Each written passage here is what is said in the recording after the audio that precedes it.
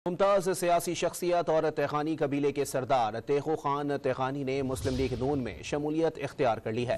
मजीद जानते हैं don news के नुमाइंदे खावर हुसैन से। जी खावर, क्या तफसीलात हैं?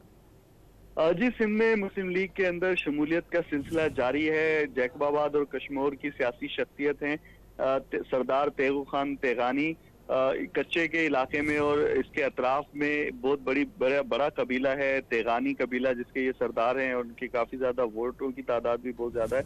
इन्होंने बाज़ाब्ता तौर पर मुस्लिम लीग में शमूलियत का ऐलान किया है और उनका ये कहना है कि आइंदा इलेक्शन मुस्लिम लीग के टिकट पर लड़ेंगे।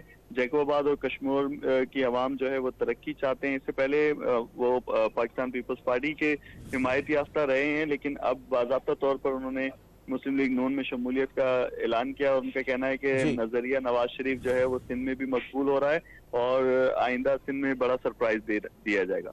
बहुत शुक्रिया खावर हुसैन अपडेट करने के लिए।